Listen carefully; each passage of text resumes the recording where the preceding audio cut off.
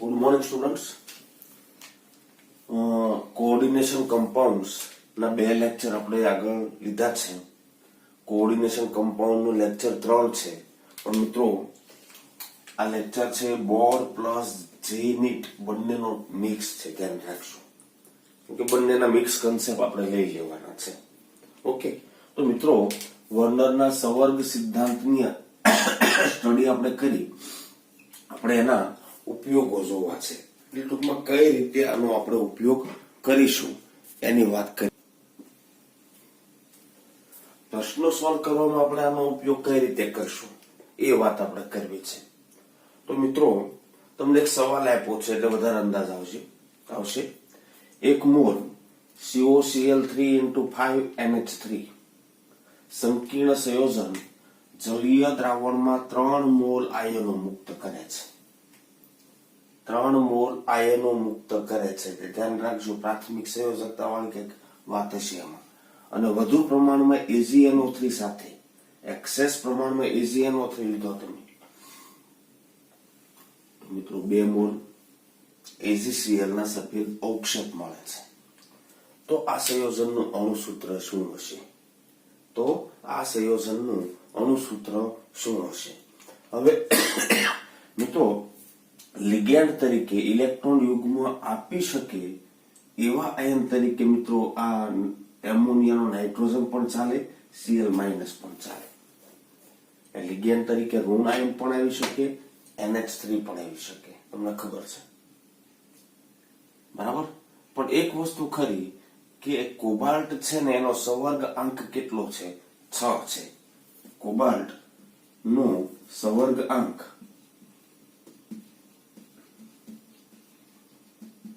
કેટલો છે? 6 છે. બરાબર. આપણે તો વર્નરના સિદ્ધાંતમાં જોયું કે એક સંકીર્ણની અંદર એ કોમ્પ્લેક્સ છે એનો સંવર્ગાંક કેવો રહેવાનો? અચળ રહેવાનો. જો કે એ ધાતુ માટે ઓલવેઝ અચળ નથી હોતો. હવે આપણને જાણવા મળ્યું છે કે ભાઈ ધાતુનો સંવર્ગાંક 1 કરતા વધારે પણ હોઈ શકે. એ કોબાલ્ટનો સંવર્ગાંક 6 છે, પણ 4 વાળા કોમ્પ્લેક્સ બની શકે ખરા. બરાબર. એટલે સંવર્ગાંક અહીંયા આગળ આપણે કેટલો લઈએ છીએ? 6 લઈએ છીએ. એનો મતલબ એ થયો સંવર્ગાંક આપણે કોને કીધો છે? તો કે ધાતુ પરમાણુ કે આયન ની આસપાસ રચાતા કુલ સંવર્ગ સિગ્મા બંધની સંખ્યા.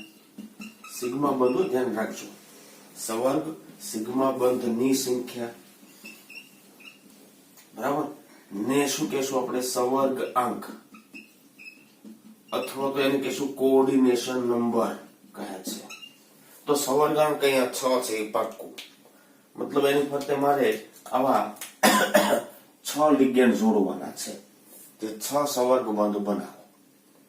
આપણી પાસે લિગેન્ડ અણુ તરીકે એમોનિયા પણ વર્તી શકે, Cl- પણ વર્તી શકે. મતલબ 5 + 3 8 સંખ્યા છે, બરાબર ને. સંવર્ગ સિગ્મા બંધ બનાવે તેવા અથવા તો એકદંતીય લિગેન્ડ ની આ એક એક્ઝામ્પલ છે, ધ્યાન રાખજો. પછી બીજો કોમ્પ્લેક્સ આપ્યો હોય તોય આપણને આવડવું જોઈએ, બરાબર. ટોટલ એકદંતીય લિગેન્ડ તરીકે વર્તી શકે એવા સ્પીસીઝ આપણી પાસે કેટલા છે? તો કે 5 એમોનિયા, 3 ક્લોરાઇડ આયન, 8 છે. પણ એમાં હવે તમે ધ્યાનથી જોજો, સંયોજનમાં જલીય દ્રાવણમાં 3 મોલ આયનો આપે છે. આ છૂટા પડતા મિત્રો 3 મોલ સંવર્ગાંક ખબર પડે ને, ફરતે ધાતુ આયન ફરતે કેટલા સંવર્ગ સિગ્મા બંધ બને છે. એ 3 મોલ આયનો મુક્ત કરે એનો મતલબ એ થયો આ આયનોમાં મિત્રો ધન આયન પ્લસ ઋણ આયન હશે. બરાબર ને. એટલે કે પેલો કોમ્પ્લેક્સ બન્યો, એ કોમ્પ્લેક્સ પાછળ બહાર કઈક Cl આયનો હશે, એ Cl આનો ધન વીજભાર, આનો ઋણ વીજભાર, આ રીતે કઈક હશે. ધન આયન સંકીર્ણ, ઋણ આયન કોમ્પ્લેક્સ. અહીંયા આ કઈક છૂટું પડતું છે. આ ધન આયન હશે, આ ઋણ આયન. પણ ટોટલ આયનો કેટલા છે? 3 છે, બરાબર. ઓકે, એમાંથી લિગેન્ડ તરીકે મારે જોડવાના કેટલા? 6. બહાર હશે કેટલા? 2. હવે જોજો બરાબર 3 મોલ આયનો આપે એટલે એક કોમ્પ્લેક્સ છૂટો પડતો હોય તો ઋણ આયન કેટલા મળવાના? 2. સમજો છો? ખ્યાલ આવે છે? એક કોમ્પ્લેક્સ આયન બનતો હોય તો ઋણ આયન કેટલા મળવાના? 2. અને એ ઋણ આયન પાછું બીજું કોઈ નથી. કોણ છે? Cl minus. બરાબર ને? એનો મતલબ હું શું કાઢી શકું બોલો? તો કે સવર્ગ વર્તુળ છે એની બહાર 2 Cl માઇનસ આયનો કાઉન્ટર આયન તરીકે હશે. એક ધાતુ આયન સંકીર્ણ. બરાબર ને? તેથી સવર્ગ વર્તુળ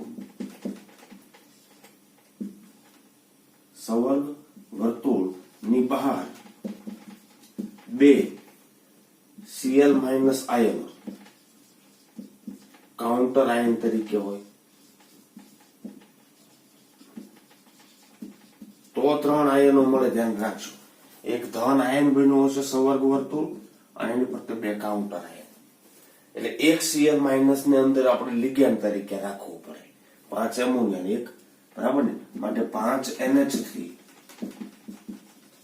અને 1 Cl માઇનસ આયન લિગેન્ડ તરીકે વર્તે.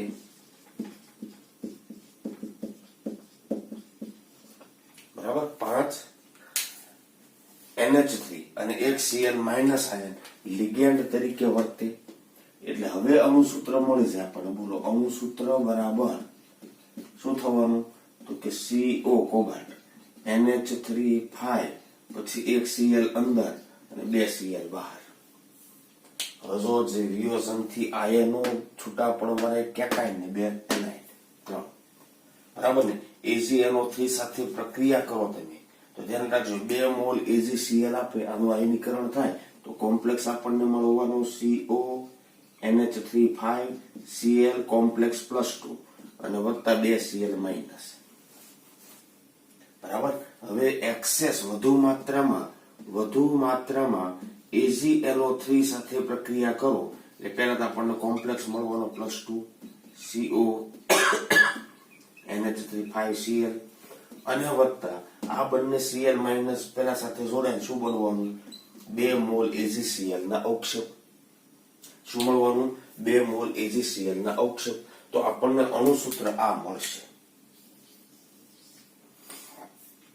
બરાબર? કોઓર્ડિનેશન નંબર શું છે? તો કે સવર્ગ વર્તુળમાં ધ્યાન રાખજો ધાતુ પરમાણુ કે આયન છે, મધ્યસ્થ પરમાણુ કે આયન છે, એની આસપાસ કેટલા સિગ્મા સવર્ગ બંધ બન્યા એટલે કેટલા એક દંતીય લિગેન્ડ જોડાયા. એ સવર્ગાંક આપણો 6 છે ધાતુનો એટલે અંદર તો આપણે લિગેન્ડ 6 જ રાખવાના એટલે 2 આપણે કાઉન્ટર આયન તરીકે બહાર લઈ લેવા પડશે. બરાબર? ઓકે. બીજી એક વાત આપણે કરીએ. આ વર્ણનના સવર્ગ સિદ્ધાંતનો ઉપયોગ આપણે ક્યાં કરીશું?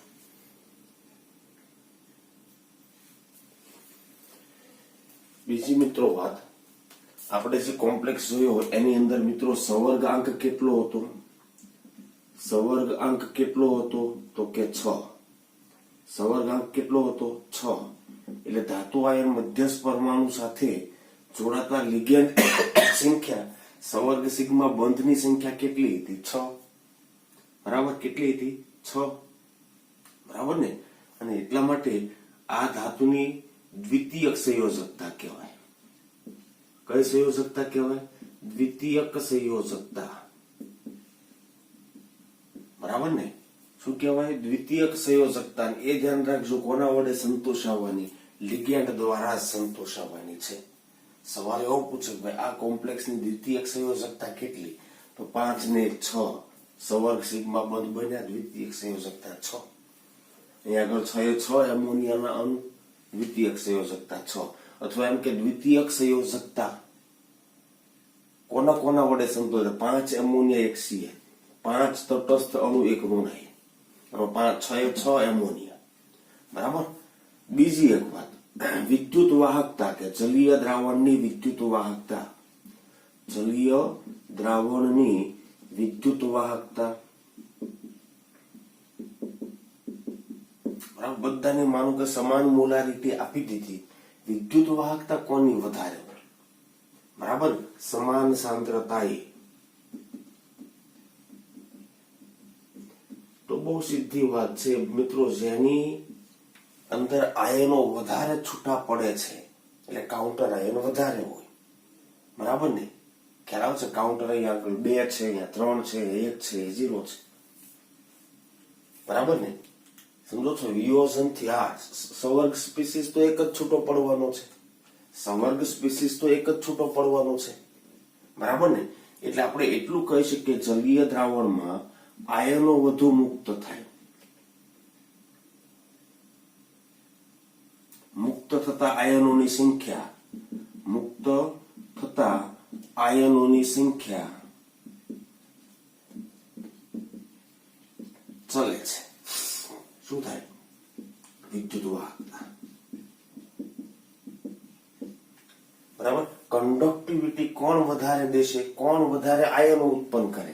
તો આનો +3 આયન, 3 Cl માઇનસ આયનો છૂટા પડે, બરાબર? કંડક્ટિવિટી એની વધારે છે, વિદ્યુત વાહકતા એની વધારે છે. સિગ્મા બંધ આવડે, દ્વિતીયક સંયોજકતા આવડે. પ્રાથમિક સંયોજકતા કાઢવાની હોય, ધ્યાન રાખજો. તો ધ્યાન રાખજો, પ્રાથમિક સંયોજકતા બરાબર ધાતુ આયનનો ઓક્સિડેશનાંક.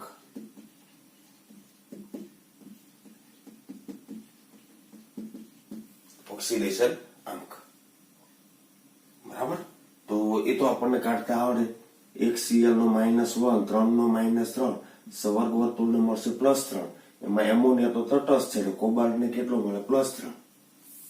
તો કોબાલ્ટની પ્રાથમિક સંયોજકતા બરાબર +3 થશે, અને ઋણાયન વડે સંતોષાશે, બરાબર? મિત્રો, દ્વિતીયક સંયોજકતા છે એ સવર્ગ સિગ્મા બંધથી રચાય છે, એટલે સહસંયોજક બંધ દિશાકીય ગુણ ધરાવે છે, બરાબર ને? અને એ પ્રમાણે વિવિધ ભૌમિતિક રચનાઓ મળે, એટલે ભૌમિતિક રચના રિલેટેડ પણ પ્રશ્નો પૂછાઈ શકે, બરાબર છે? ઓકે.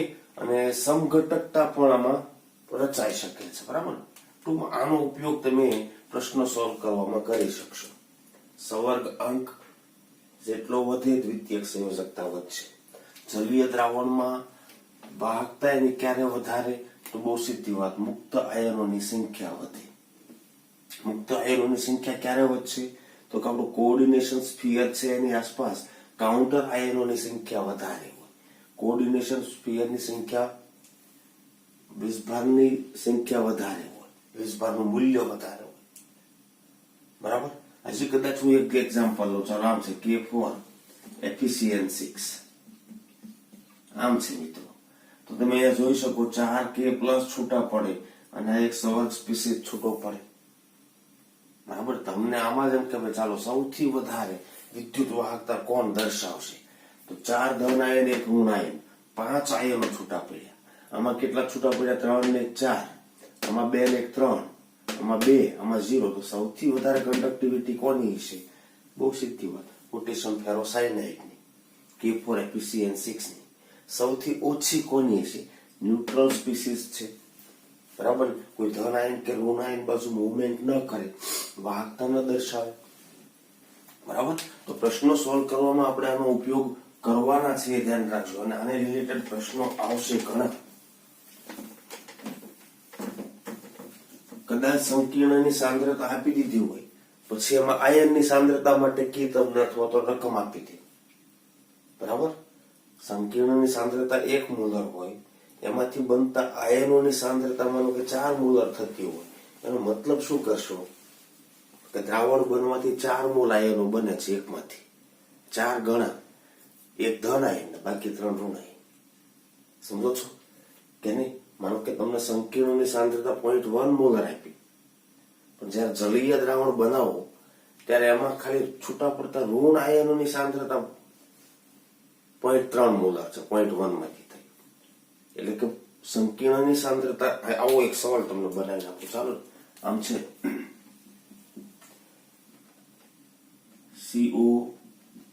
CONH3 6Cl3, આ સંકીર્ણ છે, બરાબર ને? ખ્યાલ આવશે? ફાયર રાખો. ચાલો, આમ છે. આ સંકીર્ણની સાંદ્રતા કેટલી છે? તો કે સાંદ્રતા બરાબર 0.1 મોલર. કેટલી છે સાંદ્રતા? 0.1 મોલર, બરાબર? અને તેના જલીય દ્રાવણની વધુ પ્રમાણમાં AgNO3 સાથે પ્રક્રિયા કરતા શું થાય છે તો કે AgCl ના 0.3 મોલ અવક્ષેપ મળે છે. હજી કદાચ દાખલો લંબાવો હોય તો અવક્ષેપનું ગ્રામમાં વજન આપી દે, AgCl ના અણુભાર ઉપરથી મોલ શોધી નાખવાના, બરાબર ને. સંકીર્ણનું ગ્રામમાં વજન આપી દે અને દ્રાવણનું કદ તમને લીટરમાં આપી દે, બરાબર. એટલે મોલ પ્રતિ લીટર અથવા મોલ જથ્થો આપી દે, અવક્ષેપ મળે છે તો સંવર્ગ સંયોજનનું અણુસૂત્ર લખો તો થઈ શકે મિત્રો. બહુ સિમ્પલ વસ્તુ છે કે સાંદ્રતા છે સંવર્ગ સંયોજનની એ 0.1 મોલાર છે, પણ એમાંથી છૂટા પડતા Cl - ની સાંદ્રતા કેટલી છે? 0.3 મોલ. સમજો છો? તો 0.1 મોલ સંકીર્ણ છે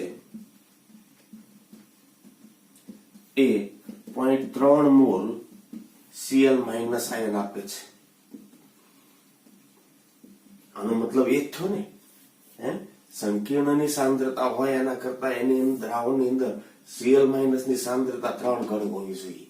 Ag+ તો તમારે જોઈએ એટલા આપ્યા છે તમને વધુ પ્રમાણમાં, 3 ગણા Cl - આયનો છૂટા પડતા હોવા જોઈએ, બરાબર ને.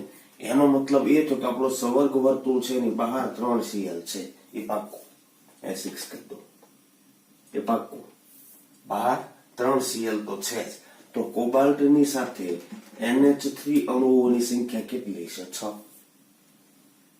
બરાબર. આ કાઉન્ટર આયન મિત્રો ધ્યાન રાખજો, પ્રતિ આયન છે એની સંખ્યા તો 3 છે, પાક્કું થઈ ગયું, કેમ કે 3 ગણા AgCl ના અવક્ષેપ મળ્યા. કોમ્પ્લેક્સ +3, કોમ્પ્લેક્સ કેવો? +3, બરાબર છે. ઓકે. બીજી એક મિત્રો આપણે મહત્વની વાત કરવાની છે લિગેન્ડના પ્રકાર, બરાબર ને. ધાતુ મધ્યસ્થ ધાતુ પરમાણુની તો વાત કરી, તો એમાં મોટા ભાગે સંક્રાંતિ ધાતુ તત્વ હશે, પણ સંવર્ગ વર્તુળ બીજા કયા ઘટકોથી બનેલું છે? લિગેન્ડથી બનેલું છે. તો આજે આપણે જોવાનું છે લિગેન્ડના પ્રકાર, અને એટલા માટે જ આપણે મિક્સ ટોપિક લીધો છે, કેમ કે બોર્ડની અંદર આવી શકે એવા લિગેન્ડ લેતા જઈએ અને સાથે સાથે આપણે જીનીટમાં કામમાં આવે એવા લિગેન્ડ પણ લેતા જઈએ. એના પછી મિત્રો આપણે લિગેન્ડના પ્રકાર અથવા તો લિગેન્ડનું વર્ગીકરણ જોવું છે. લિગેન્ડના પ્રકાર અથવા તો આપણે શું જોવું છે? એનું વર્ગીકરણ જોવું છે. તો મિત્રો લિગેન્ડ કોને કહેવાય? તો કે સંક્રાંતિ ધાતુ આયન સાથે સંવર્ગ સહસંયોજક બંધથી જોડાતા અણુ કે આયનને લિગેન્ડ કહેવાય, બરાબર ને. સંવર્ગ સંયોજન બને ત્યારે મેટલ સાથે ઇલેક્ટ્રોન યુગ્મ એની ખાલી કક્ષકમાં દાન કરી સંવર્ગ સહસંયોજક બંધથી જોડાશે, બરાબર ને. આ જોડાતો કોઈ અણુ હશે અથવા તો આયન હશે, આને આપણે કહેશું લિગેન્ડ, બરાબર. પણ ધ્યાન રાખજો, એ લિગેન્ડનો અણુ કે આયન છે એની પાસે રહેલા ઇલેક્ટ્રોન યુગ્મ દાતા પરમાણુઓની સંખ્યા, કદાચ એક લિગેન્ડ એવો હોય કે એની પાસે એક જ પરમાણુ હોય કે ધાતુની ખાલી કક્ષકમાં એક ઇલેક્ટ્રોન યુગ્મ દાખલ કરી શકે. પણ કેટલાક લિગેન્ડ તમને એવા પણ જોવા મળશે કે એ મેટલની સાથે આ લિગેન્ડ જ છે, પણ એની પાસે 2 પરમાણુઓ હશે. મેટલને 2 ઇલેક્ટ્રોન યુગ્મ આપી શકે, એક જ અણુ, એક જ લિગેન્ડ, પણ એની પાસે દાતા પરમાણુઓની સંખ્યા 2 છે, 2 દાખલ કરી દે, બરાબર. તો એવા તો લિગેન્ડને આપણે દ્વિદંતીય કહેશું. આને શું કહેશું? એકદંતીય. કેટલા દાતા પરમાણુઓની સંખ્યા છે એને આપણે ડેન્સિટી કહેશું, દંતીયતા કહેશું, અને એના આધારે આપણે એનું વર્ગીકરણ કરીએ તો એકદંતીય, દ્વિદંતીય, ત્રિદંતીય, ષટદંતીય, બહુદંતીય, આવું વર્ગીકરણ છે, બરાબર. ઓકે. પણ બોર્ડના પ્લસ કેટલાક બહારના ઉદાહરણ આપણે જોઈ લઈએ લિગેન્ડના, તો બહુ ફૂલ પ્રૂફ કામ થઈ જાય. થોડુંક યાદ રાખવું પડે એમ છે. તો એક દંતીય લિગેન્ડ કોને કહેવાય? જે લિગેન્ડ ધાતુ આયનને એક ઇલેક્ટ્રોન યુગ્મ આપી શકે. એનો મતલબ એ થયો કે ધાતુ આયનની એક દ્વિતીયક સંયોજકતા સંતોષે. મતલબ એ લિગેન્ડ પાસે એક સંવર્ગ સ્થળ નિર્દેશ હોય. દાખલા તરીકે H2O લઉં તો એમાં ઓક્સિજન અબંધકારક યુગ્મ આપે. શું આપે? ઓક્સિજન. એટલે સંવર્ગ સ્થળ નિર્દેશ કોણ કરે છે? ઓક્સિજન. ધ્યાન રાખજો, અહીંયા પાણી શબ્દ નહીં વાપરીએ. આપણે સંકીર્ણમાં નામકરણ કરીએ ને ત્યારે આ લિગેન્ડ પાણીનો હોય તો એના માટે શબ્દ વપરાય છે એક્વા.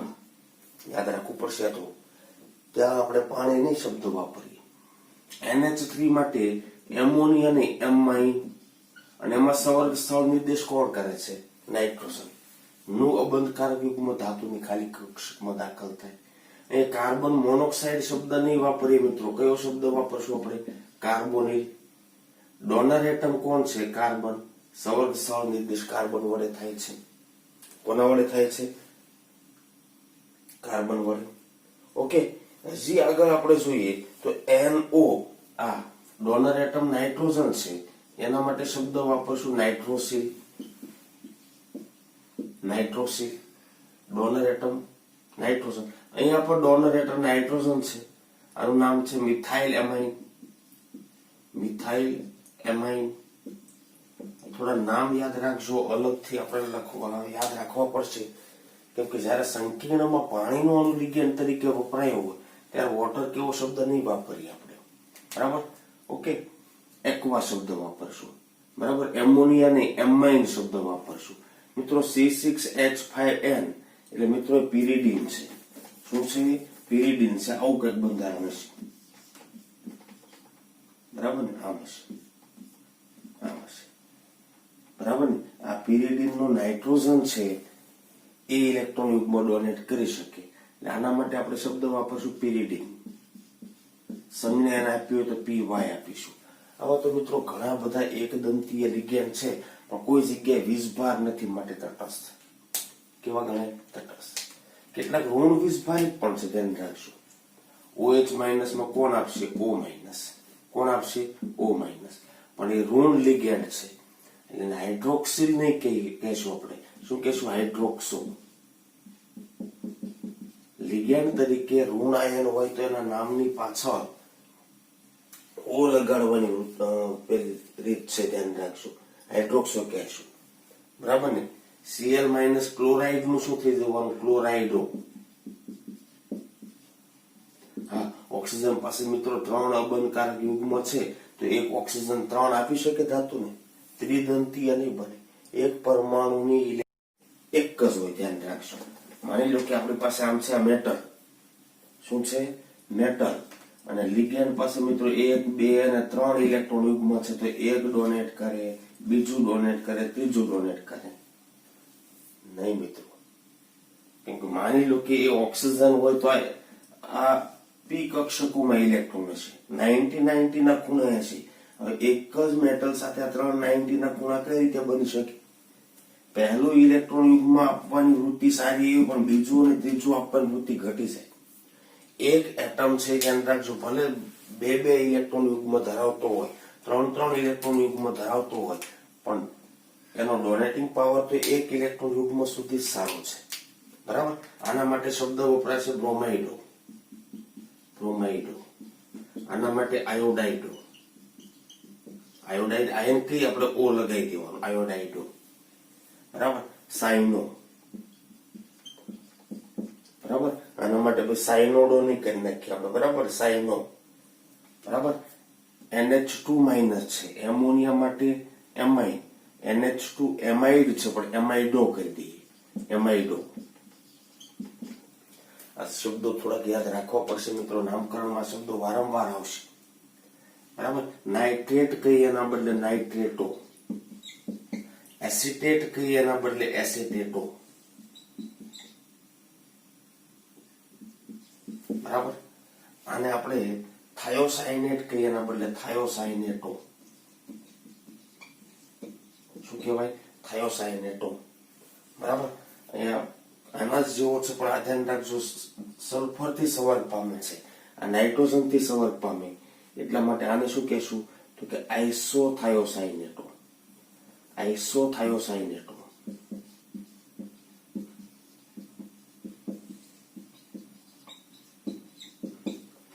બરાબર. નેગેટિવ ચાર્જ છે નાઇટ્રોજન ઉપર, ઋણ આયન લિગેન્ડ તો છે જ. સલ્ફર થી જો સંવર્ગ પામે, સલ્ફર ડોનેટિંગ એટમ હોય તો થાયોસાઇનેટો. બરાબર.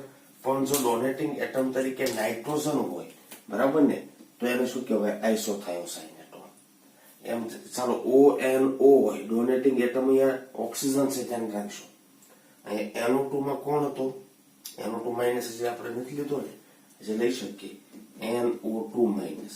તો આને આપણે કહીશું નાઇટ્રો મિત્રો, કેમ કે ડોનેટિંગ એટમ કોણ છે? નાઇટ્રોજન છે. ડોનેટિંગ એટમ કોણ છે? નાઇટ્રોજન છે, તો નાઇટ્રો કહેશું. પણ આમાં ડોનેટિંગ એટમ ઓક્સિજન છે, તો આને હું કહેશું નાઇટ્રાઇટો કહેશું, અથવા તો આને નાઇટ્રો N કહેવાય અને નાઇટ્રો O કહેવાય. નવી રીત પ્રમાણે આમ છે, જો NO2 માઇનસ હોય, NO2 માઇનસ હોય, ડોનેટિંગ એટમ નાઇટ્રોજન હોય, તો નાઇટ્રો N શબ્દ વાપરશું. N donating atom nitrogen.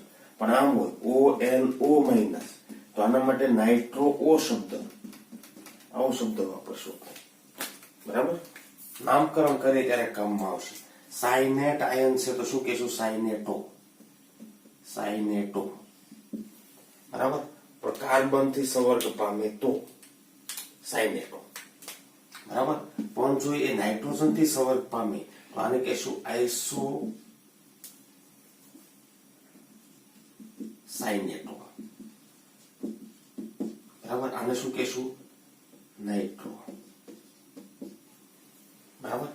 આટલા મિત્રો -1 વિષભાર ધરાવતા ઋણ વિષભારિત લિગેન્ડ છે. ઓકે. દ્વિઋણીય પણ હોય, દાખલા તરીકે O-2, ભલે ચાર્જ -2 છે, ધ્યાન રાખજો. ઓક્સિજન પાસે અબંધકારક યુગ્મની સંખ્યા 4 થવાની, પણ ડોનેટિંગ પાવર તો એક જ ઇલેક્ટ્રોન યુગ્મનો હોય. બરાબર ને. એટલે આના માટે આપણે શબ્દ જયારે આવે ને ત્યારે આના માટે આપણે વાપરશું શબ્દ ઓક્સો. શું વાપરશું? ઓક્સો. બરાબર ને. આના માટે શબ્દ વાપરશું સલ્ફાઇડો. સલ્ફાઇડો. સલ્ફાઇડ નું શું થઈ જવાનું? સલ્ફાઇડો. એમ N-3 વિષભાર વાળો છે, નાઇટ્રોજન પાસે 4 ઇલેક્ટ્રોન યુગ્મ છે, આપી શકશે એક જ. આના માટે શબ્દ વપરાય છે નાઇટ્રાઇડો. નાઇટ્રાઇડો. એક અલગથી વાત એ યાદ રાખવાની છે, કેટલાક ધન આયન પણ ઇલેક્ટ્રોન યુગ્મ દાતા બની શકે છે, ધ્યાન રાખજો. NO+ માં નાઇટ્રોજન પાસેનું અબંધકારક યુગ્મ છે, આનું નામ થાય નાઇટ્રોસોનિયમ. નાઇટ્રોસોનિયમ એક ઇલેક્ટ્રોન યુગ્મ આપી એક સંવર્ગ સહસંયોજક બંધ બનાવી શકે. એક ઇલેક્ટ્રોન યુગ્મ આપી એક સંવર્ગ સહસંયોજક બંધ બનાવી શકે. NO2 માઇનસ હોય તો નાઇટ્રો મિત્રો, પણ NO2+ હોય તો આને કહેવાય નાઇટ્રોનિયમ. શું કહેવાય? નાઇટ્રોનિયમ. આ પણ લિગેન્ડ તરીકે વર્તી શકે, ધ્યાન રાખજો. ઓક્સિજન થી N2H4 હોય તો હાઇડ્રેઝિન કહીએ, એનો પ્લસ આયન હોય તો એક નાઇટ્રોજન નું અબંધકારક યુગ્મ મળી શકે, તો આને શું કહેશું? હાઇડ્રોઝિનિયમ. હાઇડ્રેઝિનિયમ. હાઇડ્રેઝિન હતો ને, એના ઉપરથી હાઇડ્રેઝિનિયમ લિગેન્ડ તરીકે. તો 3 ધન આયન લિગેન્ડ પણ છે, ધ્યાન રાખજો. કેવા છે? ધન આયન લિગેન્ડ પણ છે. પણ આની સાથે સાથે એક બીજી વસ્તુ લઈ લઈએ,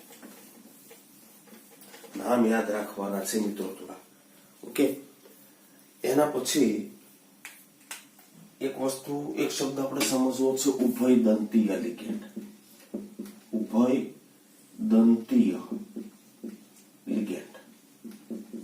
બરાબર. એને મિત્રો એમ્બિડેન્ટેટ પણ કહેવાય. શું કહેવાય એને? એમ્બિડેન્ટેટ.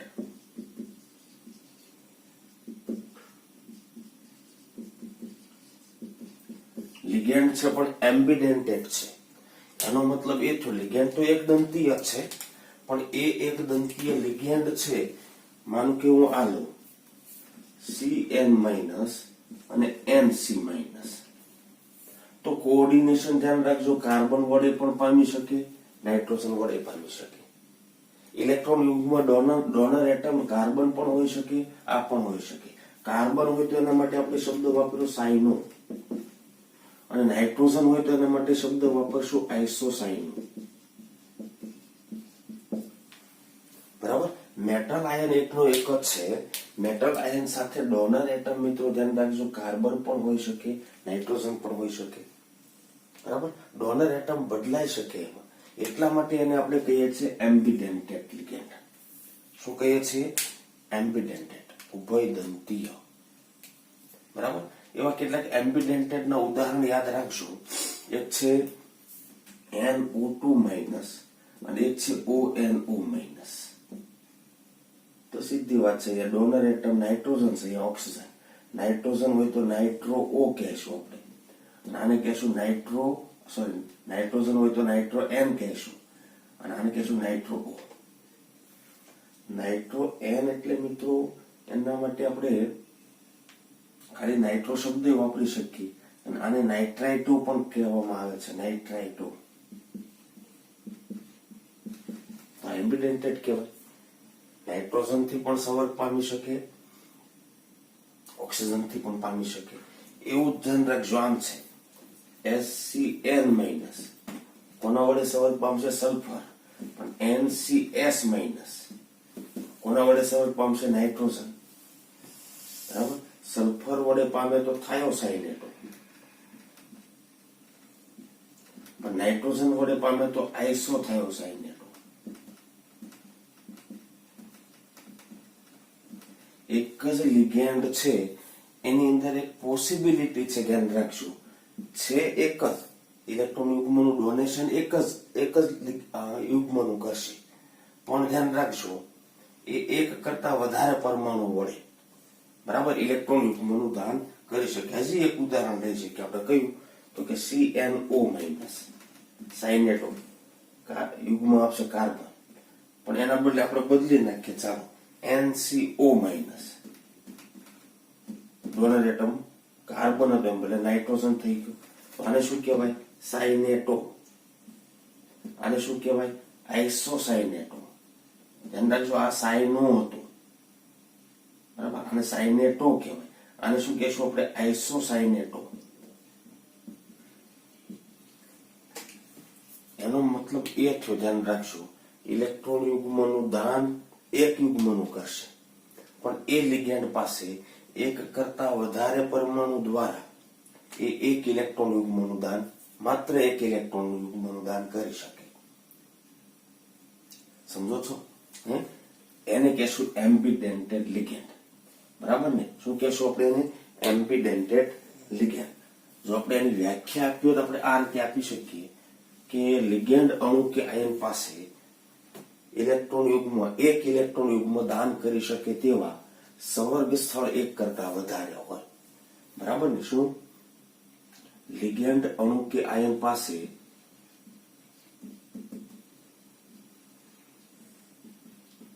ધાતુ આયન ને ઇલેક્ટ્રોન યુગ્મનું દાન કરી શકે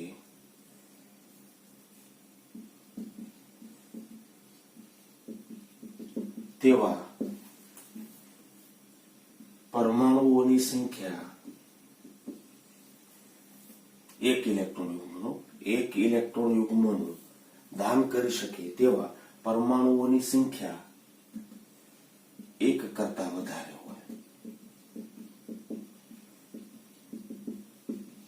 તેવા લિગેન્ડને શું કહેવાય? ઉભયદંતીય લિગેન્ડ કહે છે. અહીંયા આગળ આપણે ધ્યાન રાખજો, દાન કરી શકે એવા એક કરતા વધારે એટલે આપણે બે પરમાણુઓ વડે, કે આ તો એ નાઇટ્રોજન બંને વડે નહીં તો દ્વિદંતીય બની જાય છે. ધ્યાન રાખજો, એક દંતીય, એક ઇલેક્ટ્રોન યુગ્મનું દાન કરશે, પણ દાન કરી શકે એવા પરમાણુઓની શક્યતા એક કરતા વધારે, ક્યાં તો નાઇટ્રોજન વડે, ક્યાં તો ઓક્સિજન, ક્યાં તો સલ્ફર, ક્યાં તો નાઇટ્રોજન, કાર્બન અથવા નાઇટ્રોજન. તો આવા કેટલાક એમ્ફિડેન્ટેડ લિગેન્ડ છે, એના ઉદાહરણ પણ યાદ રાખજો. મેટલ સાથે મિત્રો એનો એક નાઇટ્રોજન વડે જોડાય, ઓક્સિજન વડે જોડાય તો જોડાણની પ્રબળતા બદલાઈ જશે. આગળ જોવાના આપણે પ્રબળતા બદલાય, રંગ બદલાશે, એના કેટલાક ગુણધર્મો બદલાઈ જશે. નાઇટ્રોજન ઇલેક્ટ્રોન યુગ્મ ડોનેટ કરવાનો પાવર ધરાવતો હોય એના કરતા ઓક્સિજન કદાચ ઓછો ધરાવતો હોય, કદાચ નહીં ઓછો જ ધરાવતો હોય, પણ એ આપણે શીખવાના છે. બરાબર, તો આને કહેશું એકદંતીય લિગેન્ડ. હવે આપણે મિત્રો જોવાનું છે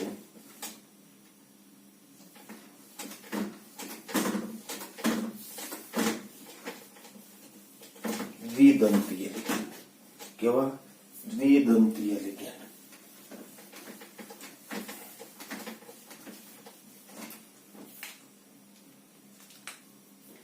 નંબર 2 પ્રકાર જોવાનો છે દ્વિદંતીય લિગેન્ડ. પેલાની જેમ જ બોલો, ધાતુ આયનને કેટલા ઇલેક્ટ્રોન યુગ્મો? 2 ઇલેક્ટ્રોન યુગ્મો આપી શકે એવા 2 પરમાણુઓ હોય. એક જ અણુ કે આયન 2 ઇલેક્ટ્રોન યુગ્મો આપી શકે. મતલબ એ થયો કે 2 દ્વિતીયક સંયોજકતા સંતોષે, 2 દ્વિતીયક સંયોજકતા સંતોષે. એનો મતલબ એ થયો કે ડોનેટિંગ એટમ 2 હોય, સંવર્ગ સ્થળ નિર્દેશની સંખ્યા કેટલી હોય? 2 હોય. કેટલી હોય? 2 હોય. બરાબર, ઓકે. વ્યાખ્યાઓ એ તો તમને આવડી જશે, પણ પ્રકાર આપણે પાડીએ. ચાલો, કેટલાક તટસ્થ લઈએ, બરાબર, ઋણ આયન લઈએ, ધન આયન આમાં નથી હોય, ધ્યાન રાખજો. તટસ્થ અને ઋણ આયન દ્વિદંતીય આપણે ઉદાહરણ લઈએ. મતલબ એ થયો કે આપણી પાસે જે લિગેન્ડ અણુ કે આયન હશે એમની પાસે મિત્રો 2 ડોનર એટમ હશે. એક લિગેન્ડ 2 સંવર્ગ બનાવશે. એક લિગેન્ડ ધાતુ આયનની 2 દ્વિતીયક સંયોજકતાને સંતોષે. બરાબર. હવે એના જો આપણે પ્રકાર પાડીએ તો 2 જ પ્રકાર છે, તટસ્થ અને ઋણાયન. તટસ્થ અને ઋણાયન. બરાબર. કેટલાક ઉદાહરણ છે, ધ્યાન રાખજો. માનો કે ઇથેન 1,2 ડાયમાઇન છે. ઇથેન 1,2 ડાયમાઇન, એને ઘણી વખત આપણે શોર્ટમાં EN કહેશું. અને એમાં ડોનર એટમ કોણ છે? તો કે NH2 ના નાઇટ્રોજન. કોણ છે?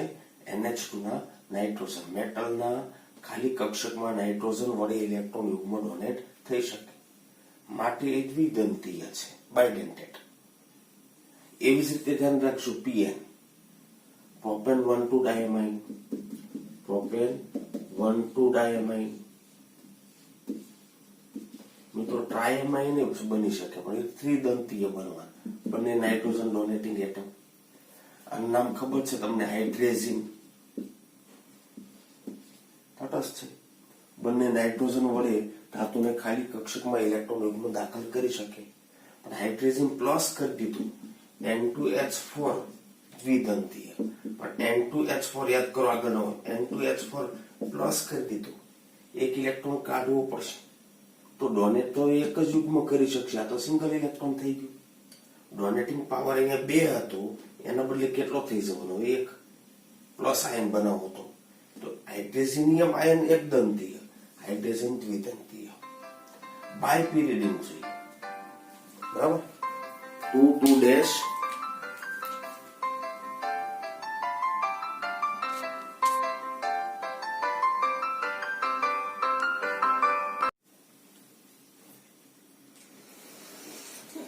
એના પછી મિત્રો બાયપિરિડિન છે. 2 પિરિડિન છે, ધ્યાન રાખજો, જોડાઈ ગયા હોય, પણ 2 અને 2' પોઝિશન ઉપર નાઇટ્રોજન છે, એના અબંધકારક યુગ્મ દાખલ કરી શકે.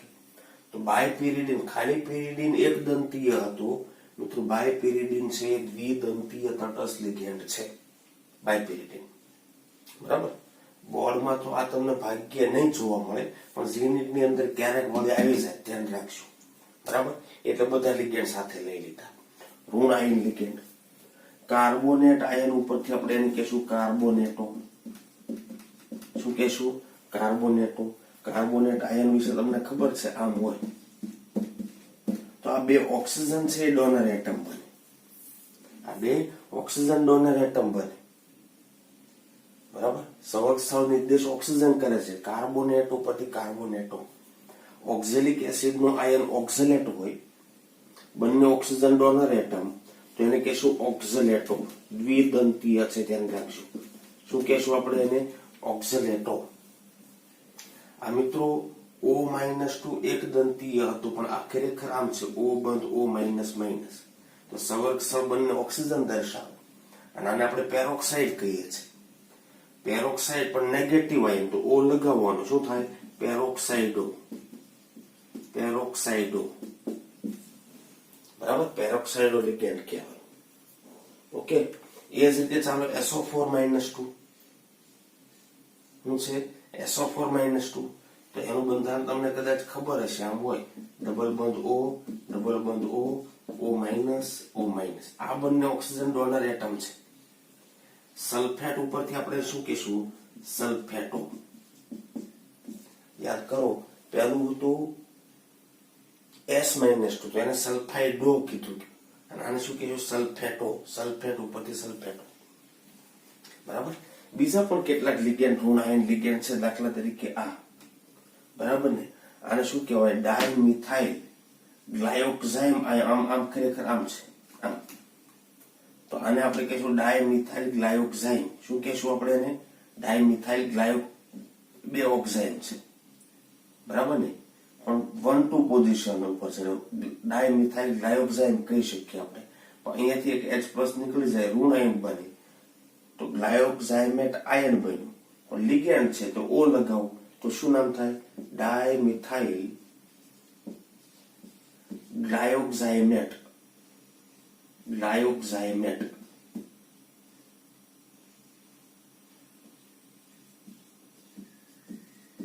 આવું નામ થાય. ડોનર એટમ ધ્યાન રાખજો, O માઇનસ નથી, O નાઇટ્રોજન છે. ડોનર એટમ કોણ છે? નાઇટ્રોજન છે, ધ્યાન રાખજો. બરાબર. O માઇનસ ચાર્જ આપનારો પરમાણુ છે, પણ ડોનર એટમ અહીંયા નાઇટ્રોજન છે નેગેટિવ ચાર્જ છે. કેવો લિગેન્ડ? નેગેટિવ ચાર્જ છે. બરાબર. ઓકે. તો આવા કેટલાક દ્વિદંતીય લિગેન્ડ આ સિવાય પણ આવી શકે. બરાબર. પણ આટલા દ્વિદંતીય લિગેન્ડ છે, આપણે યાદ રાખવાના છે. આટલા દ્વિદંતીય લિગેન્ડ આપણે યાદ રાખવાના છે. એના પછી ત્રિદંતીય અને બહુદંતીય વિશે આપણે પછી આગળ નેક્સ્ટ લેક્ચરમાં વાત કરીશું. બરાબર. બોર્ડની અંદર મિત્રો આ બધાને યાદ ન રાખો તો ચાલે. બરાબર. જે લિમિટેડ ચોપડીમાં આપ્યા છે એટલે યાદ રાખીએ, અને એનો પ્રકાર જાણવા આપણને મળે છે. ખાસ તટસ્થ છે કે ઋણ વિષભારિત છે. ઋણ વિષભારિત છે તો કેટલો ઋણ વિષભાર છે? ટાઈપ ખબર હશે તો આગળ જતા આપણે એનો ઓક્સિડેશન આંક શોધી શકશું ધાતુનું. બરાબર. કાઉન્ટર આયન તરીકે જઈ શકે કે નહીં, અથવા કાઉન્ટર આયન છે એમાંથી અંદર લિગેન્ડ તરીકે જઈ શકે કે નહીં, એ બધી માહિતી આપણને મળતી રહેશે. બરાબર. તો આપણને લિગેન્ડનો પરિચય સારી રીતે હોવો જોઈએ. મિત્રો અહીંયા આગળ આપણે હવે અટકીએ છીએ. મળીએ ફરી પાછા નેક્સ્ટ લેક્ચરમાં.